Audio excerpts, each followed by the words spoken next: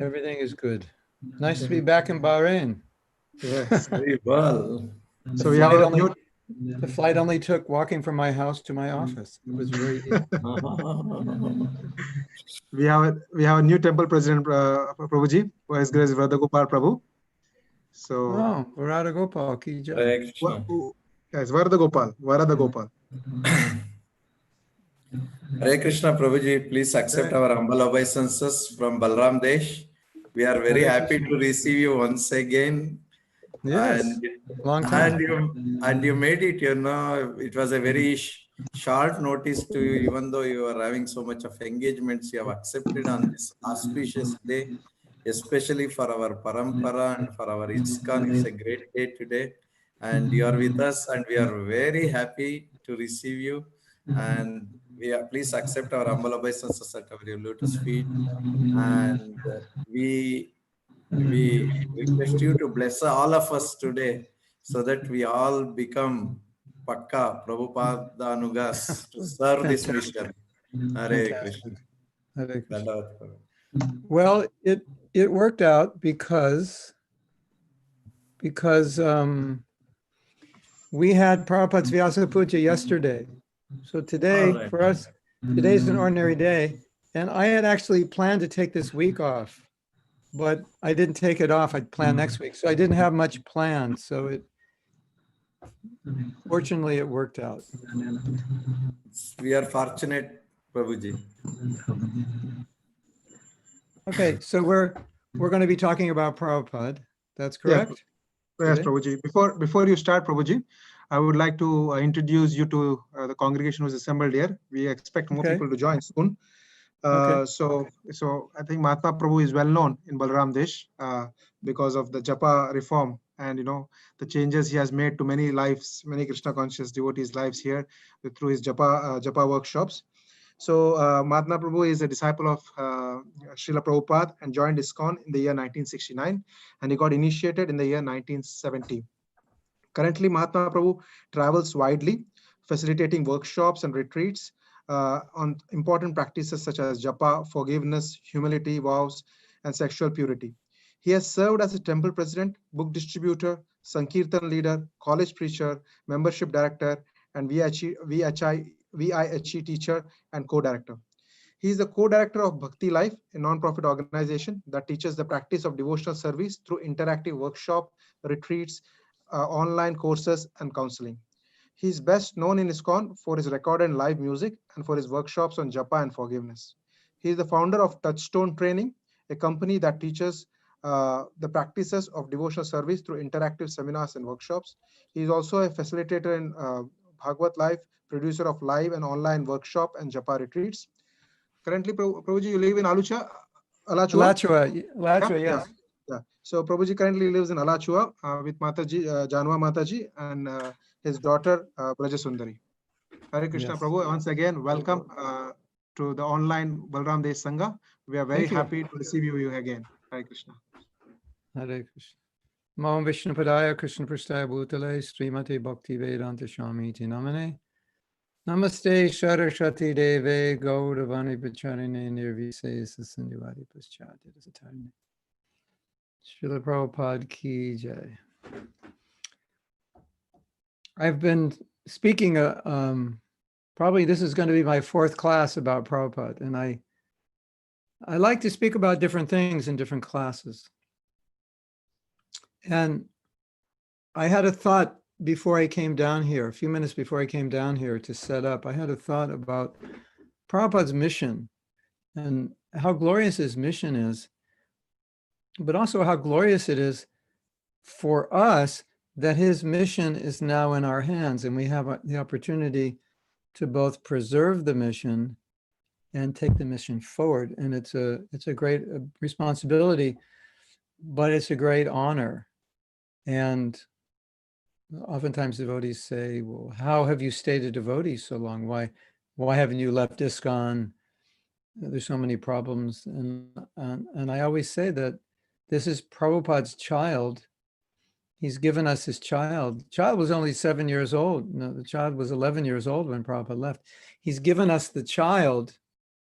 And you can't let the child go. You can't let the child die. You can't let the child become diseased. And so it's a real honor for all of us, even those who are not Prabhupada's disciples, but you also have inherited this movement from Prabhupada, and it's a real honor to do whatever you can do to preserve it and help it grow. And really, to me, when I think about what would please Prabhupada, of course, many things please him, but I think about his movement and the preservation of his movement and the growth of this movement, and how this was Prabhupada's real mission in life. Even we say he did it at the end of his life, but we know he was thinking about it his whole life. So this is really his mission. He was married, he had a family. I would say that was more circumstantial, and Prabhupada, he once said, I should have, when I got the order, I should have done it immediately, but I couldn't because I was married. And then he said, well, better late than never. So really, this was his life's mission, even though it took place later, but it was in his mind. And then as a Grihasta, he was executing as best he could.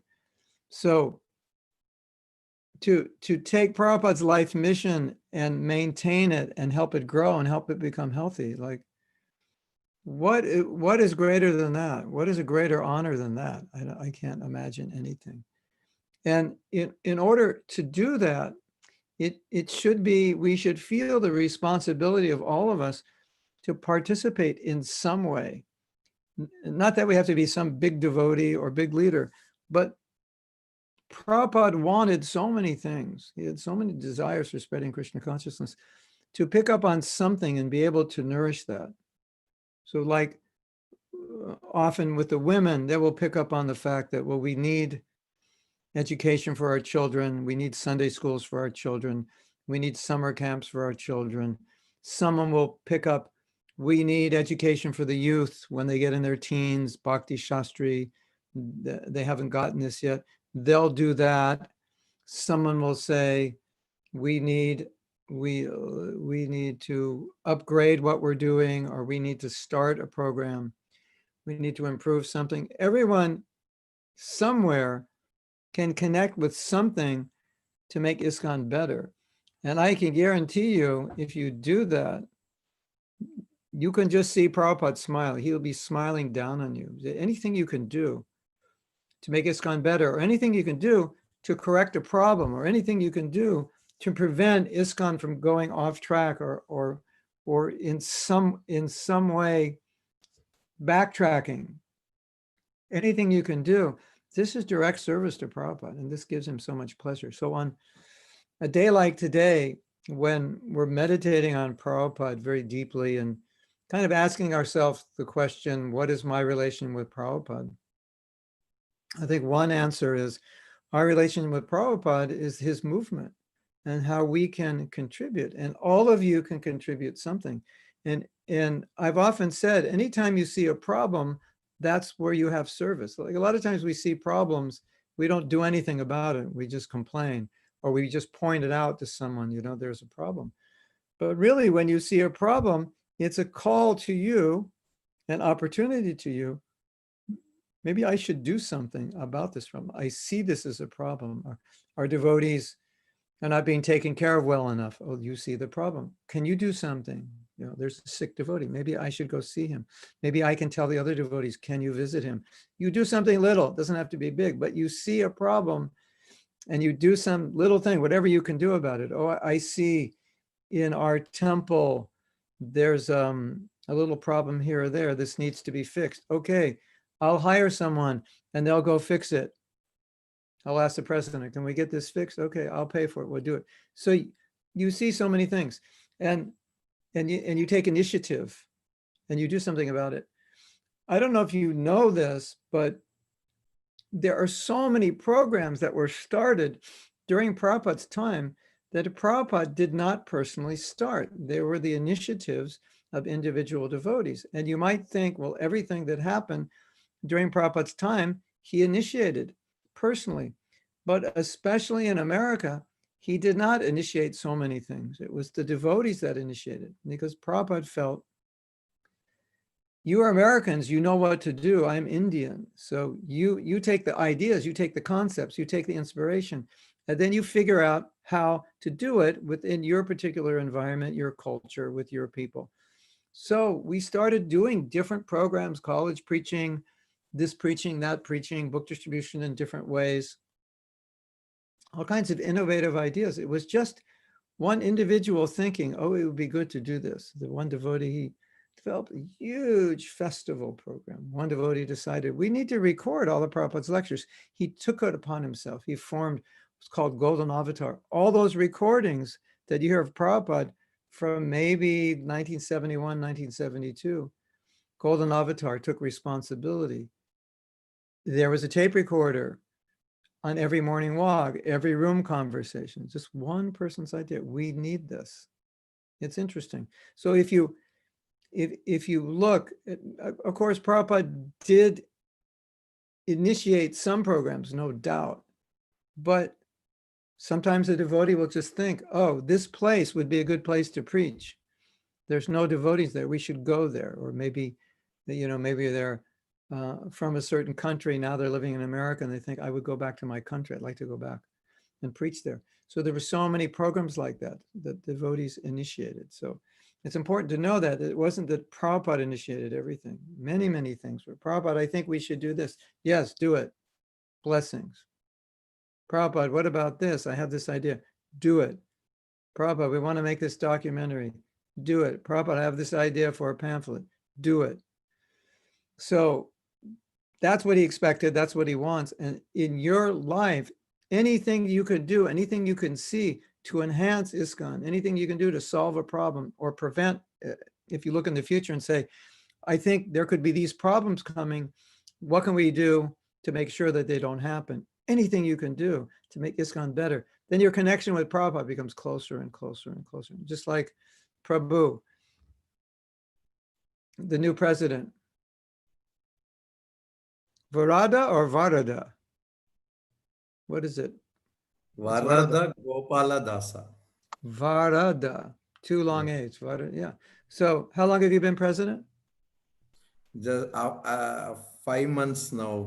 Yeah. So you have experience of one of the most intimate positions in ISKCON, which is being someone who's in charge of a temple, because it's Prabhupada's temple. So it's like your father just gave you the keys to his business and he retired and said, take it over and don't mess it up, basically, right?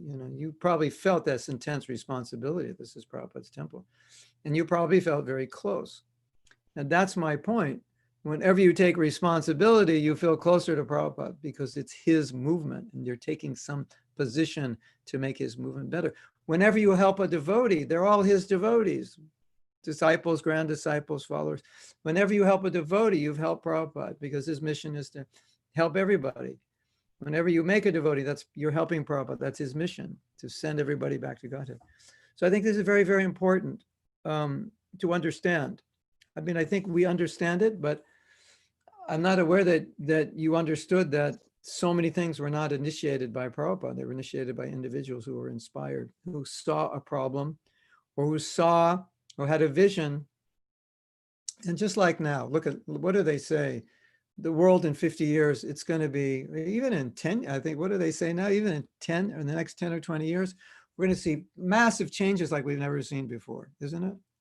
Like more changes will take place in the next 10, 20 years than took place like in the last 100 or the last 50.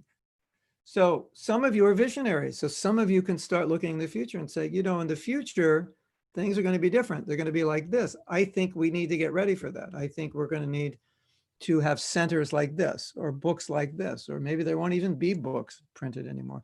I think we're going to have to be ready with new technology, and the new generation is going to be thinking this way. So we all have different skills and talents and abilities, and we all think differently.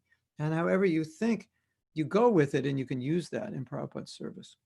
So that's one point I wanted to just plant that seed in the mind of all of you, that whatever your inspiration is, whatever your talent is, whatever your vision is, whatever problem you see, wherever you can lay your hands, do something to make ISKCON better, and your connection with Prabhupada just gets closer and closer the more you do that. So that was one thought. Then I had another thought. How long am I going? Prabhuji, 1 hour at 1 hour. Okay. Yeah. So we'll have time for questions. I think that's important. Sure. 1 hour plus 10 minutes question. We'll see. We'll see how long we go. Usually questions go for like 45 minutes in my experience. So it's important. I think it's very important for the unity of ISKCON to understand that Prabhupada is a multifaceted person, not only personally, but in terms of his vision and in terms of what he taught. Because sometimes we'll find contradictory instructions by Prabhupada, either on Siddhanta or practical. And it shows us that Prabhupada is adapting and flexible according to the needs and also according to how the philosophy works, because as you look at the philosophy from different angles, you can see it different ways. And oftentimes we get realization of something Prabhupada said or did, and we could make the mistake of thinking that realization or that understanding is all encompassing. It encompasses everything about Prabhupada. And Prabhupada is too multifaceted to say that I know Prabhupada exactly. I may know something about Prabhupada, but to think I know everything, then that puts me at odds with someone else, because they're going to know something about Prabhupada that I don't know, and I'll think, no, this is Prabhupada. And I think it was Lokanath Maharaj who wrote a book, My Prabhupada. Has any of you seen that book? That's the name of the book, My Prabhupada? Balavanta, yeah. Is that the name of the book? My Prabhupada? Yes. Yes, I think so, Prabhupada. Yeah. So I like that title because if you've read different books about Prabhupada, and if you've listened to different lectures about Prabhupada, you get it seems like you're getting a different Prabhupada sometimes, isn't it? It's the same Prabhupada, but it looks like he's wearing a different cloth, or it's a different flavor. It's a different perspective. And that's because we're all individuals. And Prabhupada, he was this personality that could relate to everyone. And the mistake that we make is sometimes we give instructions which we expect everyone to follow, and there are instructions that everyone can't follow. And Prabhupada, of course, obviously gave instructions that are meant for everyone, but he also was expert at giving instructions that are balanced and tailored to a person's mentality and a person's situation. And therefore, sometimes you get these differences. So it's a mistake to think, this is Prabhupada, put him in a tunnel, and I've understood him. And that could create real problems in our movement. And that was never how we experienced Prabhupada. I remember sometimes Prabhupada would give a class, and it would be very focused on one point of the philosophy.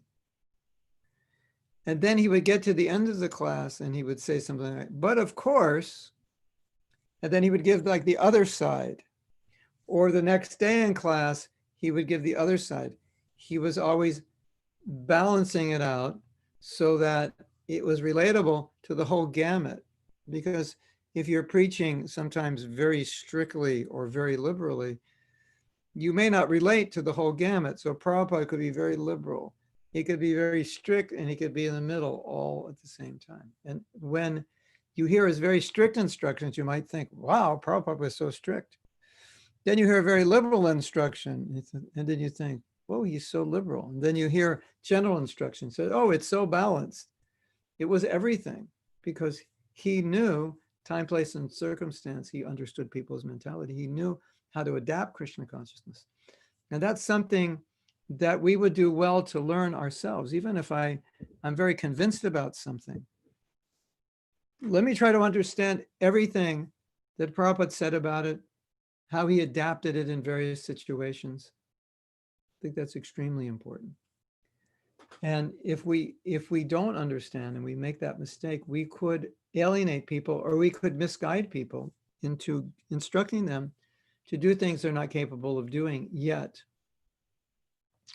or instruct them in ways that would make them feel discouraged, guilty for not being good enough, and so forth. So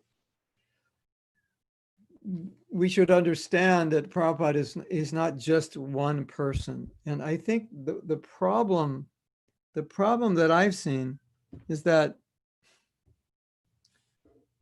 it's like sometimes we want to make Prabhupada the way we want him to be, according to how we see Krishna consciousness, right? So I like this, or I think this about Krishna consciousness, and I want to say, oh, that's exactly what Prabhupada preached, when in fact he preached many things about that. Very, like it's interesting to see the movement evolving, and to be growing in the movement as it's evolving, and things are evolving and things are changing. And the devotees in 1972, they were distributing books in shopping malls, and shopping malls are private property. And the security would come and tell them, you can't distribute books here. But the shopping malls were by far the best place to distribute books. At that time, we hadn't gone to airports. Later, we discovered airports. The shopping malls, especially on Saturday and Sunday, were the best places. So many people were there. And in those days, credit cards weren't used. People would shop. People actually use money. Can you imagine that? They actually use money. That's amazing. All the young people are like, what's money? So people, there wasn't credit cards. They had money, and, you distribute books. They'd actually give you money. Amazing, right? And so the devotees were, they go in the mall, and after an hour or two, the security would come, the stores would complain and say, you have to go. And so they were wearing dhoti, kurta, shari, tilak, kuntimala, like all that. So it was like pretty easy for the security to find them. It's those guys with the bald head and the ponytails and the orange robes. Yeah. So, 8 miles away, you can see them. And so then one devotee said, well, if we don't wear dhoti, kurta, and then, we wear a hat or wear a wig and we wear Western dress, then even if somebody sees us and complains to the security, they won't be able to find us because we're just one person in the crowd. So they started doing that. And they were able to distribute all day. But they discovered that it was actually easier to distribute, because when you're in a shaved head and a dhoti in America in 1972, this is like Halloween, basically, or a horror movie or something, something out of science fiction, oh, the Martians have landed in the shopping mall, with these books. It was very, very strange for people. Not like India. Oh, sadhu, sadhu. No one knew what was a sadhu. So they were finding that when they were dressed as devotees, sometimes you go up to someone, excuse me, sir, no, I'm not interested, it's religious. And they'd say, I'm not interested. They didn't even know what they weren't interested in. It was just, I'm not interested, right? And so they were finding, well, that wasn't, excuse me, sir, yes, can I help you? Oh, we have a book. And there's no is this a religious book? There was no connotation, and the book distribution was increasing. So the way the movement worked in those days is when something worked, you just get on the phone and call the other temples. This is working, you should try this. So the more devotees were trying it and taking off their dhoti, taking off their tilak, putting on wigs, going out, and book distribution was increasing. And one devotee was very against it, and he went to Prabhupada and said, this is very bad. They're wearing, Western dress, etc., etc. And he made Prabhupada concerned about it. So there's like this controversy, and it seemed like Prabhupada didn't like it. So this controversy was going on, shouldn't we? And the head of the BBT said, Prabhupada, it's not he said, number one, they're not dressing up because they want to, and they're not putting on wigs because they want to be hippies and have hair. It's just that they distribute more books. And he said, but if you don't want us to do it, then we don't have to, because Prabhupada was giving the impression that it was contaminating the devotees. They're actually wanting to dress that way. And it was like, putting on wigs was like, oh yeah, they want to be hippies again, and hair. These are brahmacharis. So then the head of the BBT said, Prabhupada, it's no problem. We don't have to do this. But they're dressing up like ladies and gentlemen. They're dressing up nicely, not like hippies. And if we go back to dhoti kurta, probably it will decrease 50% because book distribution has just gone up 50%. Or we can say, I think by 50% he meant half. So it's gone up 100%. So then it's going to decrease 50%. And Prabhupada said, oh, well, in that case, okay. So that was, it was a look inside the mind of Prabhupada. Okay. His concern was, are the devotees being affected by what they're doing? And then what's the result of what they're doing? And then later on, there was a group of us, maybe a year later or 2 years later, and we thought, actually, you can do just as good in dhoti kurta, sari. And we went out and we did just as good. Somehow or other, we did just as good. And we wrote Prabhupada. And so we kind of felt like, okay, we've blown open the controversy and you don't actually have to wear wigs and Western dress. You can actually do it in the dhoti. It's just that maybe we didn't believe that. We didn't have faith.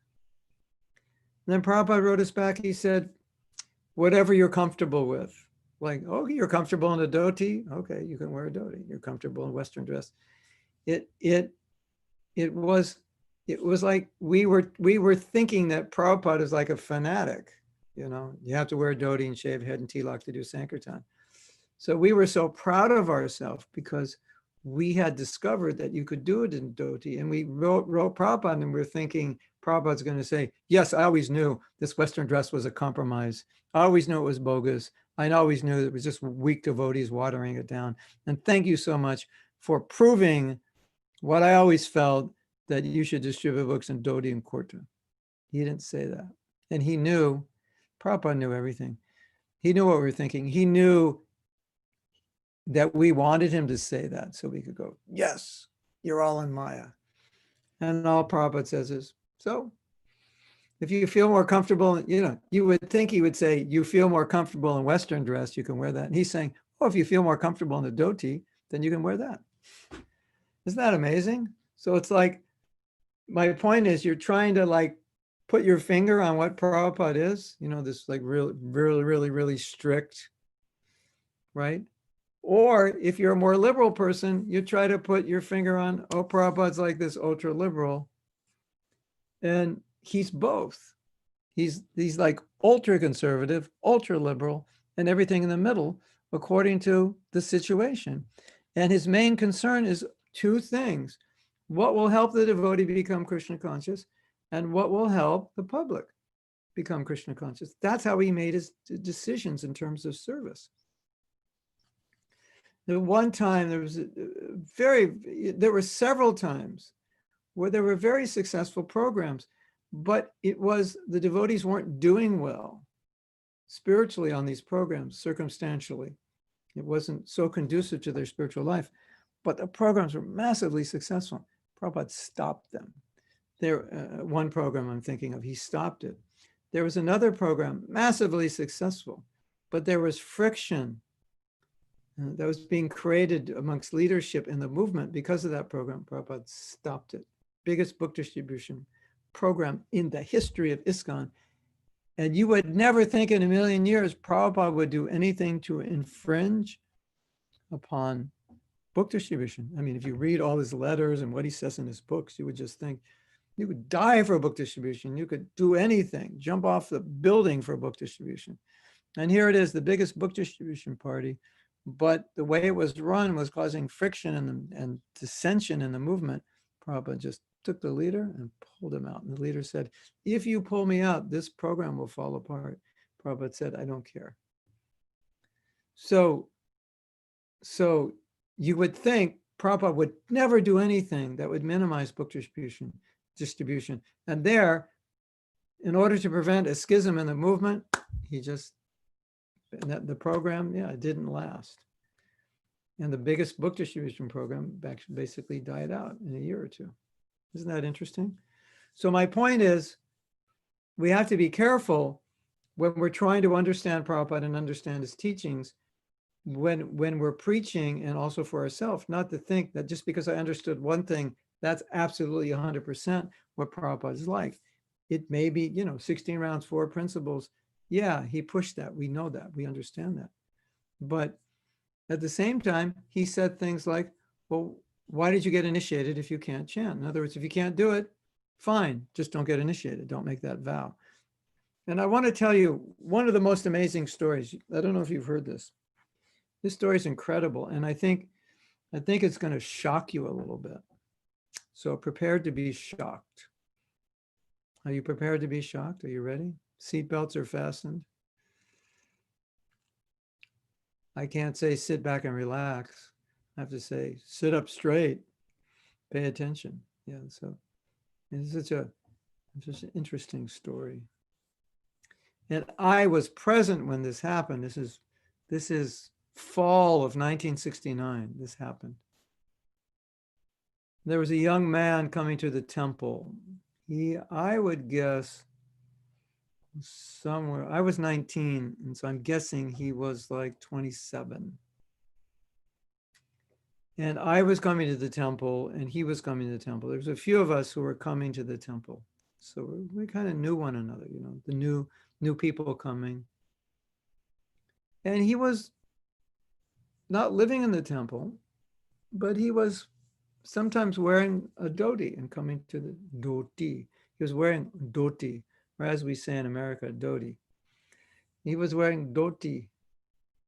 You must all laugh a lot when Westerners speak Hindi and Sanskrit, the names and like, isn't it funny for you?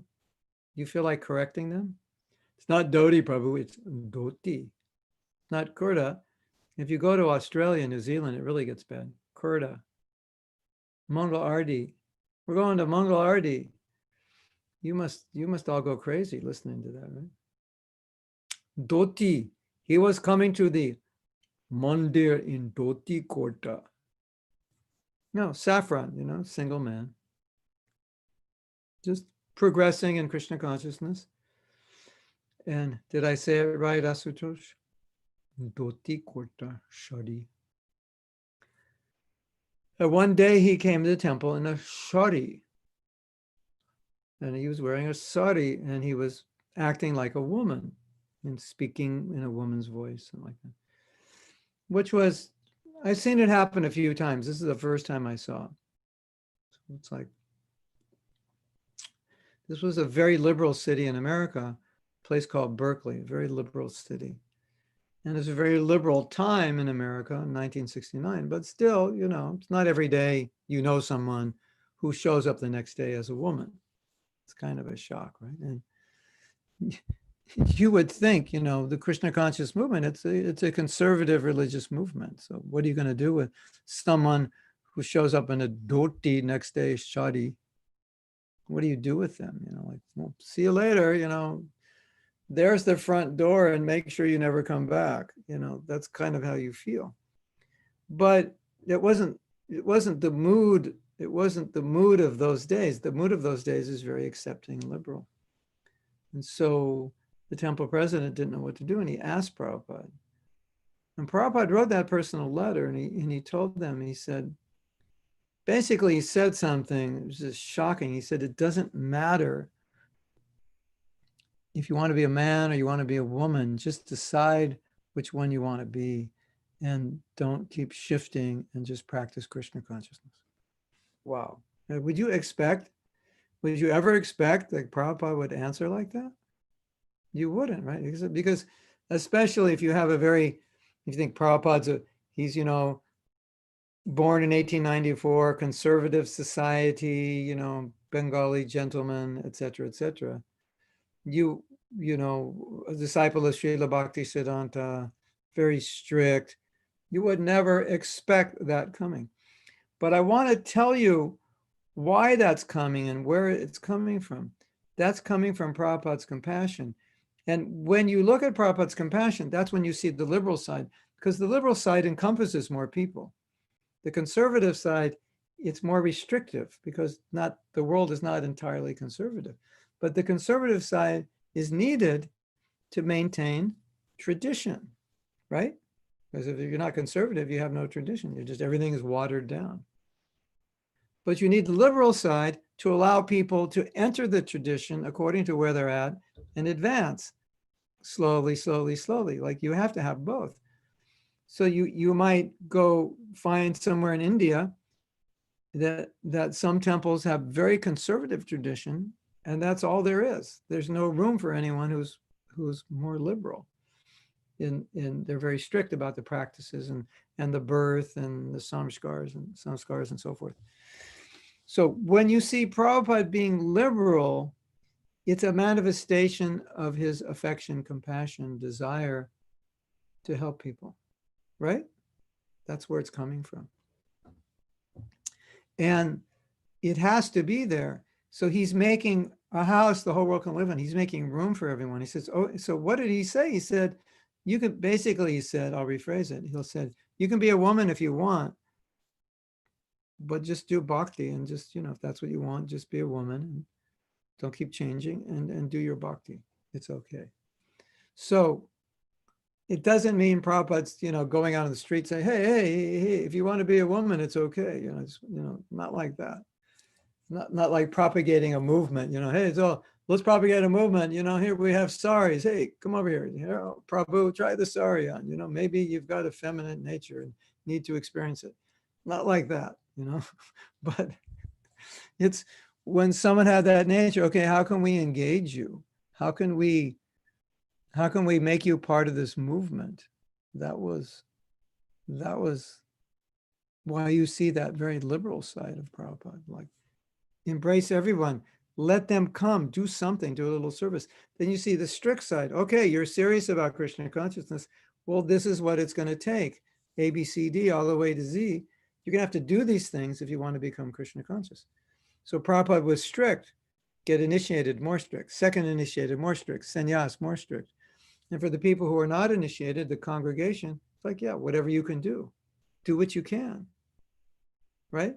It's like, no, that's not good enough. You've been chanting, like we have this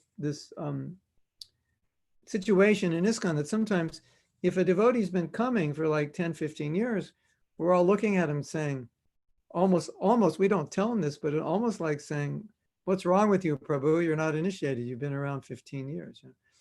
But we kind of think of that inside. But if we make him feel that way, then he'll feel guilty. And then sometimes he'll take initiation and he's not qualified because he thinks everybody's expecting him to be initiated. And as I know people like that, they just do it because there's pressure, maybe subtly, but there's pressure. And Prabhupada wasn't like that. Prabhupada was, well, if you're not ready, that's fine. No problem. It's a problem if you are ready and you take a vow and you don't follow it. Yeah, that's a problem. But that's just being a gentleman. You made a promise. So Prabhupada was the embodiment of a very liberal personality and a very conservative personality. To maintain standards, maintain tradition, you need to be strict. You need to be conservative. To attract the world, you need to be very liberal. Now, you want to, if you try to put Prabhupada in a box, sometimes you're going to have a hard time because he's not just like one person who thinks one way. And we tend to put people in boxes according to our own culture. Oh yeah, you're like this. Westerners are like this. Indians are like this. Men are like this. Women are like this.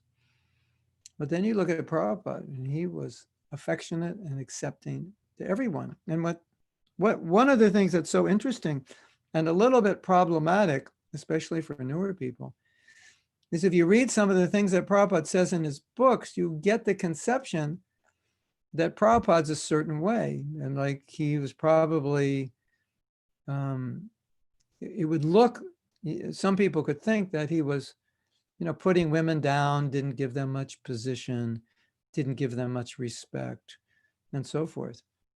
But then you talk to the women and you say, well, how did you feel in Prabhupada's presence? He said, I felt loved, I felt affection, I felt accepted, I felt respected, and so on and so forth. So that's another mistake we make because Prabhupada's a person And the instruction of Shastra is representing the Shastra, the Acharyas, and so forth. But sometimes what you'll find is that what Prabhupada has written in his books, which is an explanation of the verse or an explanation of the previous Acharyas, is different than how he actually lives or applies it. This is like a tradition coming down. This is how it is. But then you look at Prabhupada. Well, how did he apply that? And sometimes you'll see in his life, he's living and preaching things that seem contradictory to what he said in his books. And you find that, especially, or at least in one way, you find that with a woman's issue when you speak to Prabhupada's female disciples and how he dealt with them and how he made them feel and how he took care of them. You get a different picture by hearing from them than what you might get if you didn't know by reading the books and say, well, it seems like in your religion, women are second-class citizens and subservient to the men and just do what the men want and don't, they don't speak so much and et cetera, and not that smart, not that shastric, etc. And that's not how Prabhupada dealt with a woman. He never made women feel inferior, that you have like, you're disadvantaged in being Krishna conscious. No, if you read the books, you might think, well, I'm a woman, I'm disadvantaged. I'm less intelligent, I'm more emotional, I'm more this or that, more materially attached. Did Prabhupada ever make women feel that way? Never. Did Prabhupada deal with women that way? Never. So I think that's an important consideration, that in trying to understand Prabhupada, we need to understand contextually how he lived his life according to those teachings before we come to an assumption that it's like this or like that. I think that's super important. Like more than super important, super important. Because we're trying to represent Prabhupada to the world. And we don't, want to represent Prabhupada as a outdated, irrelevant person, teacher, author. But we want to show Prabhupada as the most relevant, the most modern, the most considerate, compassionate, just and people may understand him differently on the basis of some things he said. Recently, we were having a discussion with some of the statements Prabhupada made that would not be considered politically correct. And one devotee, who was quite a scholar of Prabhupada, we were discussing it with him. And Prabhupada had made some statements which could be viewed as racist. And he said, well, what you really need to do is look at everything Prabhupada said about race.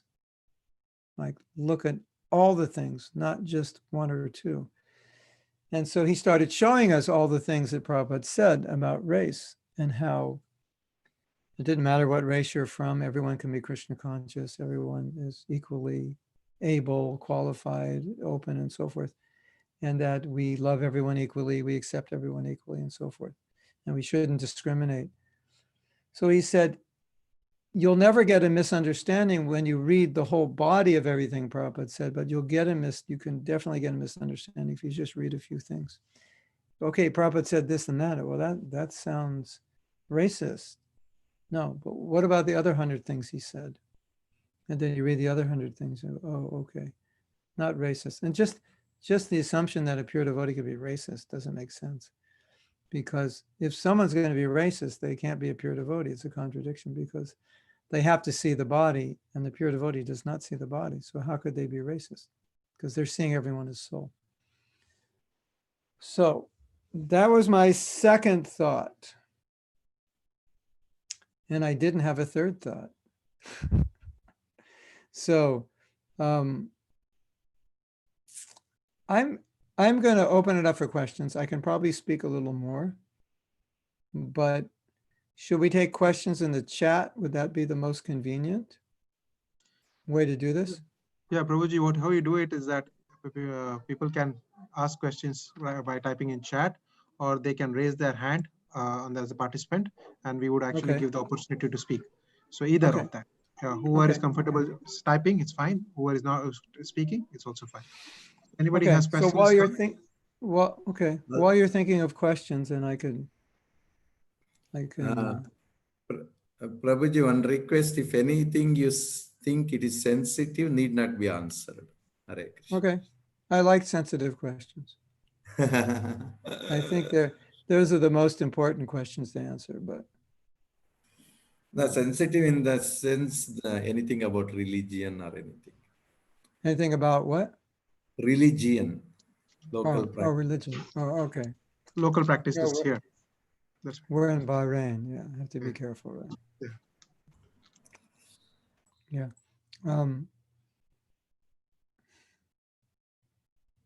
The last one more thing we can say while you're thinking of questions is that Hare Krishna Prabhuji, Dandavat Pranam. where are you? What's your name? Gopijana Prabhuji, my name is Gopijana Krishnadas Prabhuji. Okay.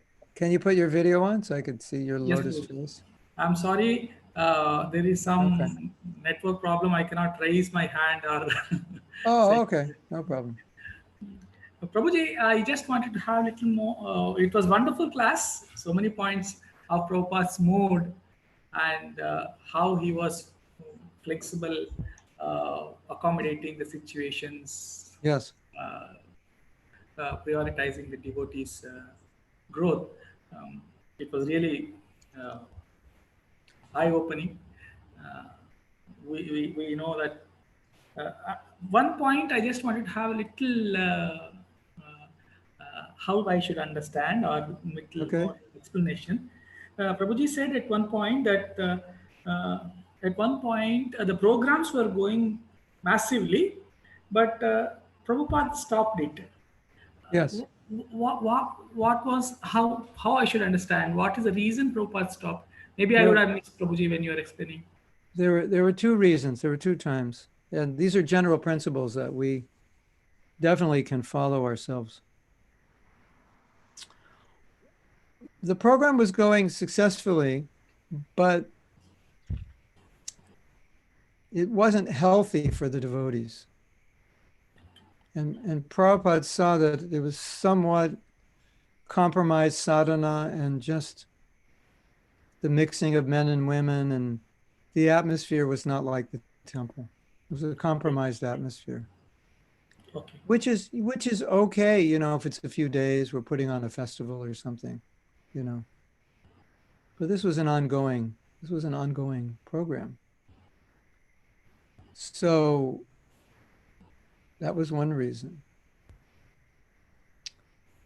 The other reason was fear of a faction developing in ISKCON, because there was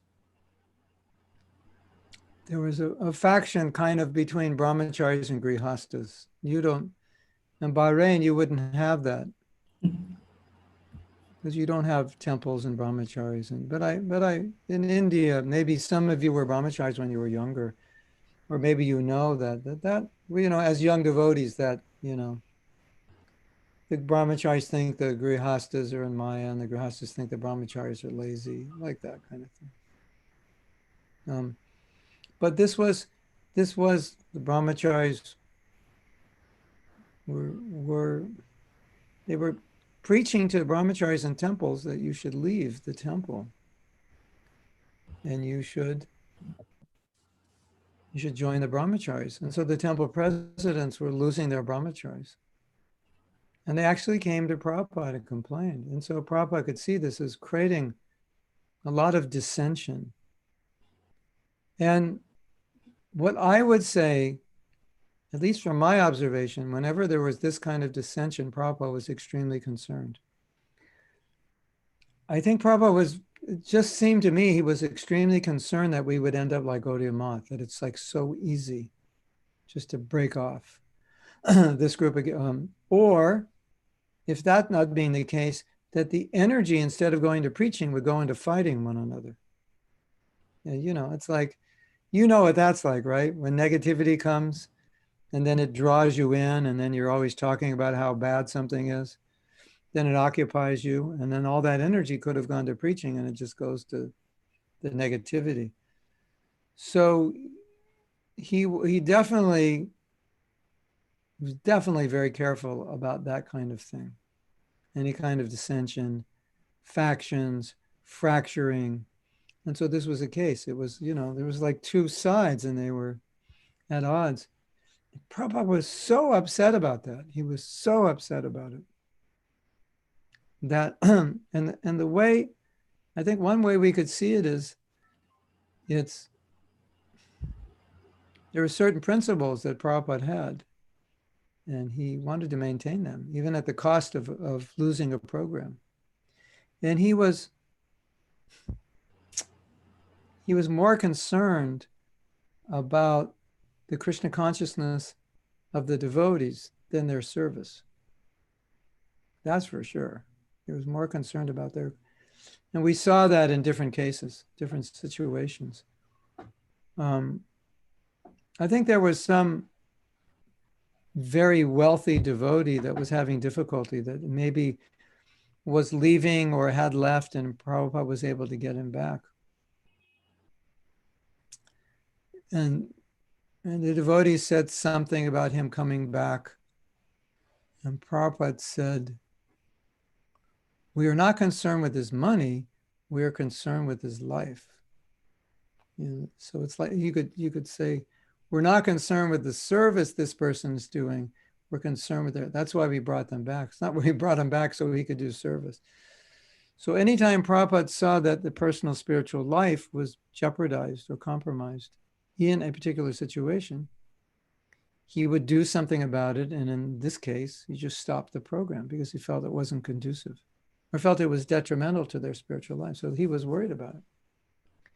And then Prabhupada said, he was very concerned about keeping devotees. He said, we spill gallons of blood to make a devotee. So, or something like that. We don't want to let them go so easily. So he was very concerned.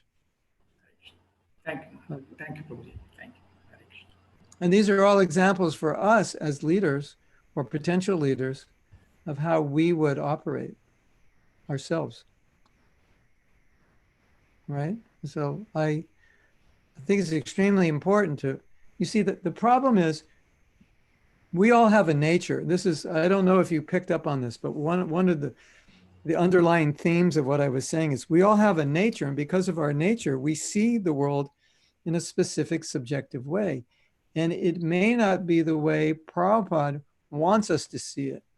And as leaders, we can't just see it the way we want to. We have to see it the way, so if a guy comes to your temple and the next day he dresses in a sari, you can't throw him out on the street and say, never come. You have to think, okay, just decide what you are and we'll accept you.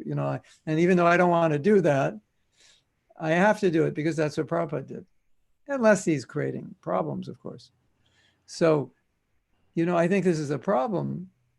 And it works the other way for the people who are more liberal. They have difficulty maybe adapting to more conservative and strict principles, but that's necessary also. So I think this is extremely important for a unified movement. Otherwise it becomes like, well, I was raised in a very strict religious family and we never allowed this, that, and the next thing. Then you come to ISKCON and there's so many Western people who do all the things you were forbidden to do, and now they're devotees, and sometimes they slip. And then these were the people that Prabhupada used. That the reason you're here is because he took those people and then he brought them back to India to preach, right? So, because your parents didn't go with Prabhupada to America to preach, he had to bring us back, right? And so, we all have to adjust a little bit our own feelings and culture and so forth to enter Prabhupada's world and see the world from his perspective and then represent that. Because you have a temple there, you want to represent, you don't want to represent what you think is right. You want to represent what you know is right according to Prabhupada. And we've had many problems in ISKCON because of this. It was just, I think this is right. I think this is the way. Or you have another problem, which would answer your question also. Practical things. Like some presidents thought Well, practically, it's just better if everyone's a disciple of one guru. Then if I have a problem with that person, I can just go to the guru and say, can you talk to him? It's easier to manage. And it's true. It's easier to unify, it's easier to manage, but it's not the way it's supposed to be. So we can't always think just because something's practical, it's the way Prabhupada would want it. There's a philosophy also. There's a lifestyle. There's so many other factors. So different devotees will want to choose different gurus, but from a managerial point of view, it's easier if you're all disciples of one guru, isn't it? And but that's not, the individual has to choose. So we can't just be, I'm a very practical person, that's how I think. No, but you have to understand how Prabhupada saw it, how the Shastra sees it, how Prabhupada taught it. That otherwise, you'll look at the movement in the future and you could imagine ISKCON could look a lot different in different places, extremely different, because we're just looking through the cultural lens. But of course, you can't avoid the cultural lens, but there's got to be a bigger unifying field where no matter what culture we're in, we share this certain vision of this universal vision that Prabhupada had. I think that's important. Did that answer your question? Yes? Yes, Prabhuji. Hare Krishna. Thank you. Thank you. Hare Krishna. Hare Krishna, Prabhuji. Yes. Yeah, Prabhu, I have a question Okay. personally. So, Prabhuji, you said that, how ISKCON may look different because, in different places. And Yes. if you see how the way ISKCON was probably 30 years back and the way ISKCON is currently, it has actually undergone a lot of change from where it Definitely. was to where it is right now. And one of the things which there is always a debate between being liberal or being too strict, and Yeah. how to balance the entire thing. Yeah. Actually, Mhm. so as a leader of a congregation or on a leadership position, what should a leader do to make sure that that balance is there in that congregation, making sure that that there is kind of a balance rather than being too strict or being too liberal. Yeah. So what the role the leader plays? Well, we have to start with just accepting the reality that not everybody's strict and not everybody's liberal. Everyone has a nature, and we're on different levels of advancement in Krishna consciousness. So you want to have a system which welcomes everyone, but you want to have the principles in order, because you don't want to welcome them into a watered down situation. You want to have a situation which is strict, especially for practicing and initiated devotees. So the liberal part is that you don't demand that everyone has to come to a standard by a certain date. But I just heard something. This is really funny. This might answer your question. We were having a meeting before this. It ended about a half hour before this. And this was some devotees in Russia, and we were talking about situation in Russia and the mentality of Russians and how to understand it. And so there's one devotee in Russia who is the most successful preacher there. And I said, we were talking about forcing people, like pushing, forcing, being like super strict. Because she said that a lot of the older Russian devotees are very, very strict. And, like, this is it, this is how you have to do it. It's rules, follow the rules. And I said, well, what about this other devotee? Because I knew this other devotee wasn't like that. They said, well, he just preaches, just be spiritual and follow whatever religion you want. He's like the total opposite end. And then they said something funny. And he said, he tells people, you can follow any religion, you don't have to be a devotee, and they become devotees because he tells them they don't have to be. Isn't that interesting? And sometimes, you push, and they'll run away and never come back. So I think that's the expertise of preaching. But if I were to sum it up, I would say, this is my personal feeling. I think you want to have a place for everybody and everyone feel accepted. And then you want to do your best to educate people about, here are the principles. This is, if you want to be fully Krishna conscious, these are the principles. You make sure that all initiated devotees are following those principles. You help them follow. And then you adjust and you adapt to help people who can't follow. And the goal is always, I mean, this is the question, you know, one way to answer your question, if I put it all together, what's going to help people the most? How are you going to help somebody be Krishna conscious? Because just like with your children, right? Sometimes being strict doesn't help. They just turn off. They become defensive, isn't it? They don't want to hear it. And maybe with another child, it's good for them. They like, you know, just tell me what to do. You know, don't let me stay up late, force me to do my homework, you know, before 8 o'clock. That's their nature. So you have to deal with individuals according to their nature. So you want to see what will be the best. So sometimes if I'm preaching, I won't say things to certain people. And you think, oh, Mahatma Prabhu is so liberal. And then other times you'll see me preaching and you go, oh my God, he's so strict. Because I'm preaching to a different person. And I know what that person needs. And I know this person is too wishy-washy. And I'll just like, no, it's not like that. It's like this. And this is what you need to understand. And this is what you need to do. This is exactly what that person needs because they're indecisive. And where another person is not ready, I'll say, you know, do the best you can. Chant 4 rounds. And it's just when they get initiated, we have to be more strict. And in your center, you have to be strict because that's the standard. Your Brahmins have to be strict. Otherwise, we have nothing. But with the congregation, Prabhupada said, you preach to them the importance of Krishna consciousness. You preach to them the importance of austerity, and then let them do it voluntarily.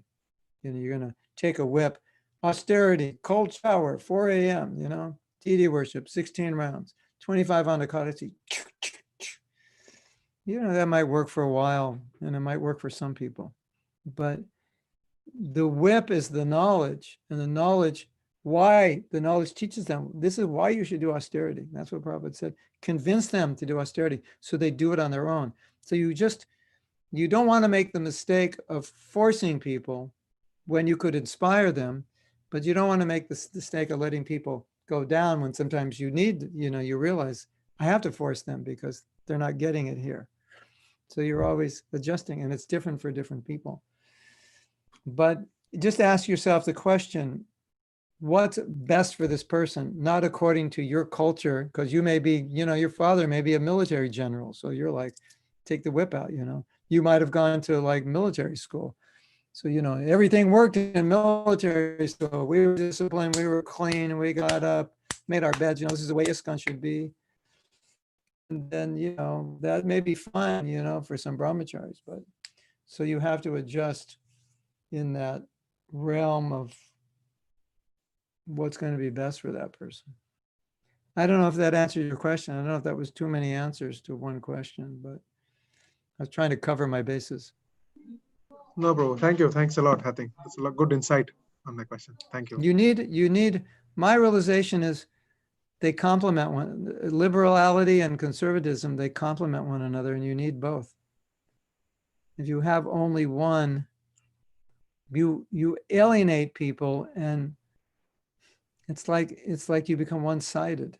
You know, it's like this part of you is missing. You know, you're just, you know, very strict and very narrow. Well, where's the human side of you? Where's the warm side of you? Where's the accepting, compassionate side? And if you're too liberal, like, where are your principles? You know, just, oh, whatever, however you feel. I didn't feel like chanting 16 rounds a day. Oh, you know, maybe I'll do it tomorrow. No, you have to balance. You have to have both. Thank you, Prabhuji. Thanks. That was good. Very good. Thank you a lot. Anybody else has a question? Okay. Ashutosh Prabhu, yes, you can go ahead. Thank you, Balram Prabhu. Thank Where you, are you? Mahatma. What's your name? I'm Ashutosh Prabhu. Where? My name is Ashutosh. Yeah, where are Ashutosh Prabhu, you? can you start your video? Okay. Okay, there he is. Ashutosh, easily pleased. Thank you, Prabhu, for a very thought-provoking, thought-instigating class you provided different perspectives, range of perspectives you gave us. My question is, though not related to this class, but actually, so in these days, Janmashtami and Prabhupada, Prabhupada appearance day is coming at the right time, when we are full of gratitude.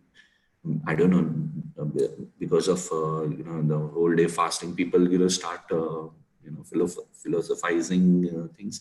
But in the lead up to Janmashtami and maybe few days more, and sometimes maybe up to Radhashtami, but then the whole enthusiasm or the whole the feeling of gratitude, Yeah. how to make it more sustainable so it can last for for a year, and not just during Yes. it's not a seasonal, as we call it. It should not be a seasonal. Yeah. So, Yeah.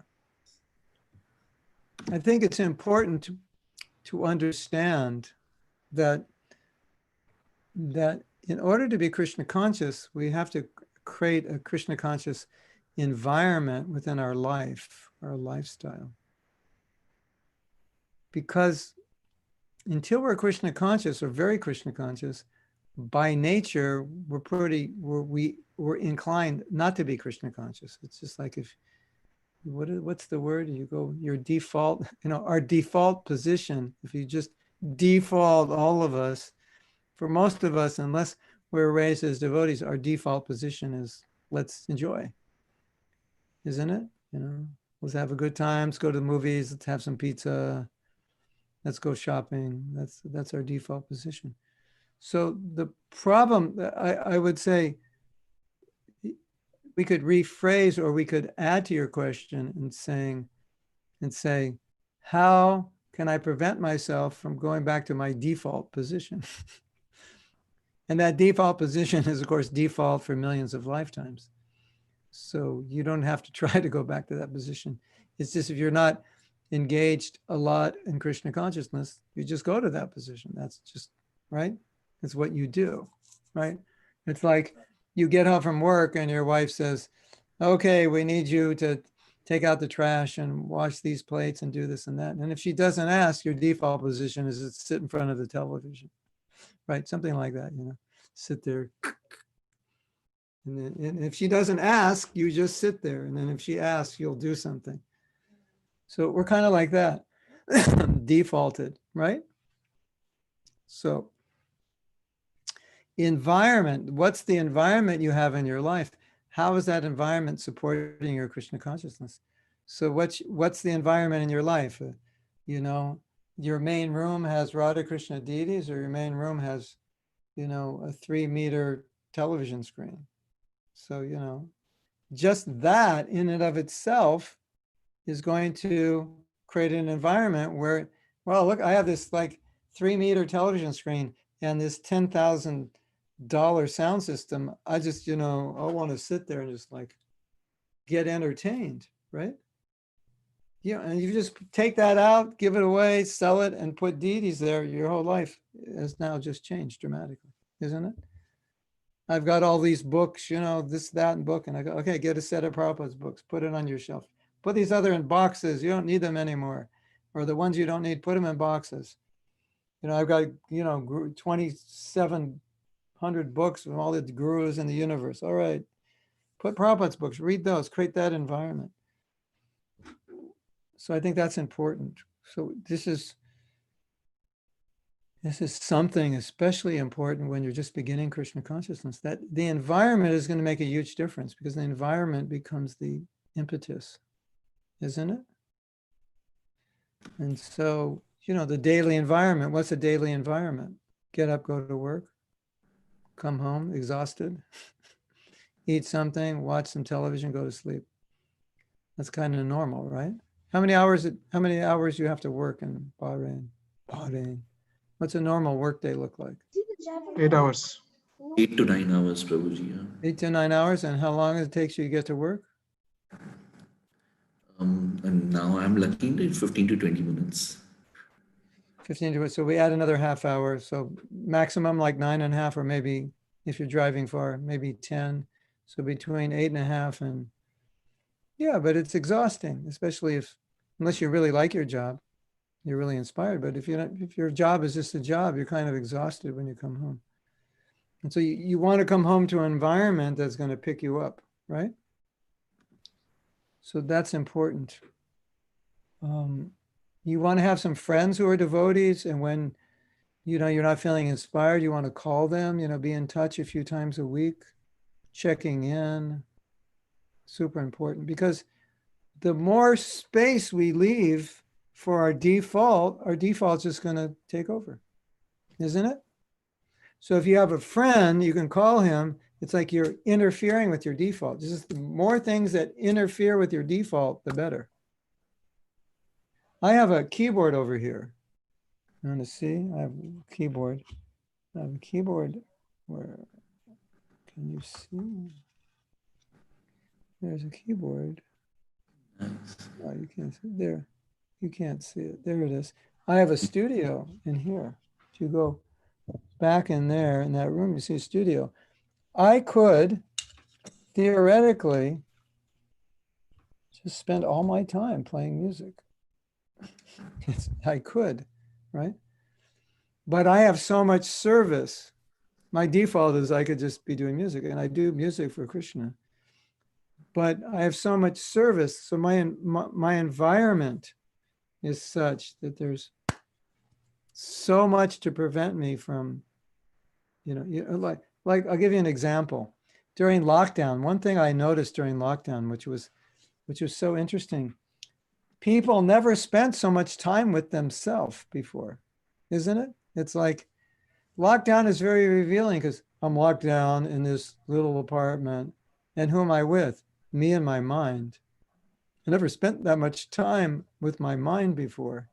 And a lot of people are going crazy, as you saw with all the riots, isn't it? They're like locked down. They're like, let's go out and riot. I've been home for 3 months, isn't it? We don't need anything to riot about, just riot about something. I'm locked up here. Have you seen that? Two people realize they're locked down. They finally realize how much they hate one another. They never knew that until they spent so much time together. But it's the same thing.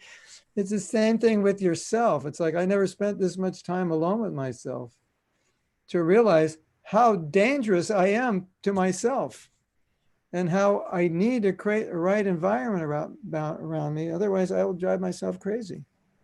Isn't it a fact? Yes? That makes sense? So it's Asutosh, I would say, create the right environment. That just think, what environments can I create that will help me? Listening to Prabhupada on the way to work, and have RT at night when you get back, and have a time for reading with your family, like all these things. It's just so it happens. Protect yourself from your default. The danger, we call this class the danger of, at least the answer to this question, the danger of your default setting. Hare Krishna, Prabhuji. Mahatma Prabhu, once again, very thank you. I would now request our board member and vice chairman, His Grace Mangaldas Prabhu, to have a vote of thanks. Mangaldas Prabhu. Hare Krishna.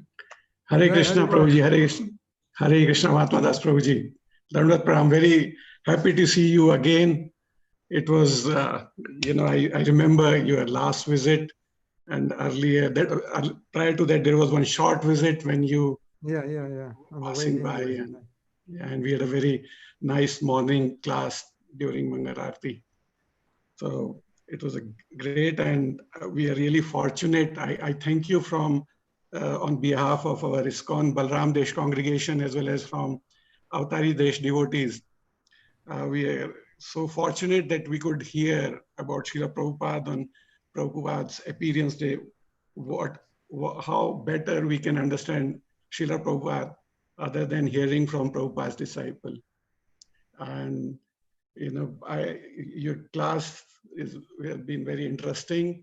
At the end of it, it's very difficult for me to put it, because you made us realize our responsibility. Your statement that we represent Srila Prabhupada, and Srila Prabhupada is for all. He was all inclusive and exclusive as well. And those who have a management seva have to make sure that the traditions and what is necessary should be maintained. We have to maintain the standards set by Srila Prabhupada. And along with that, we have to make it, this is Prabhupada's home, and we have to make everyone acceptable and everyone feel welcome. So it's a great challenge for us. And you also said that the only way we can understand this is if we can understand Srila Prabhupada in totality, which again, we look forward to Prabhupada's disciples, because that is where, it's for us, it's very difficult. But hearing from Prabhupada's disciple makes us really feel great. And you also mentioned this danger of default setting. And that's another challenge for us, because we know that having our temple practice, our temple is closed, and it's closed for quite some time now. And we know that this situation will prevail for quite some time. And our congregation, lot of us will suffer from this default setting. So it's a great challenge in this time, that how can we all keep ourselves motivated and connected. Hare Krishna. Thank you so much for this thought-provoking class, Prabhuji. And we look forward for your blessings by your physical presence here. Thank you so much. I again thank you from all the devotees of ISKCON Balram Desh, and also from Avtai Desh devotees and other Yatra members from a different part of Middle East. Hare Krishna. Jai Srila Prabhupada. Hare Krishna. Mahatma Prabhu, just 1 minute, Prabhuji. Yes. We'll take only few minutes more if it is acceptable. Now in our temple, there will be Abhishekam going on for Srila Prabhupada. It is going to start. My only request is, can you please recite the pranam mantra of Srila Prabhupada? We want to hear from you, so that we all will repeat ourselves. And then there will be darshan of Srila Prabhupada. Then we start the Abhishekam. After that, word by word. You want me to say word by word? Yes, word by word, similar to Okay. Pushpanjali, so that we repeat ourselves, all of us. Okay. Right now? Just Balan Prabhu, can you start the darshan? Yes, darshan is there. Jai Prabhupada. Srila Prabhupada ki jai.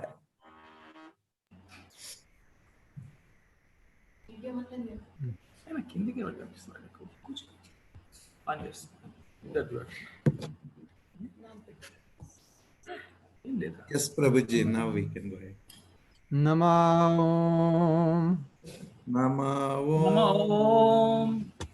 Vishnu Padaya Vishnu Padaya Krishna Prishtaya Krishna Prasthaya Bhutale Bhutale Srimate Srimate Bhakti Vedanta Bhakti Vedanta Shaminiti Namane Swami Namine Namaste Saraswati Deve Saraswati Deve, Saraswati Deve, Gauravani Pracharine Gauravani Pracharine Nirvisesha Shunyavadi Nirvishesha Shunyavadi Paschacha Deshatarine Paschatya Deshatarine The Prabhupada ki jai. Jai. Jai Gaur Premanandi Hari Hari Bo. Hari Hari Bol.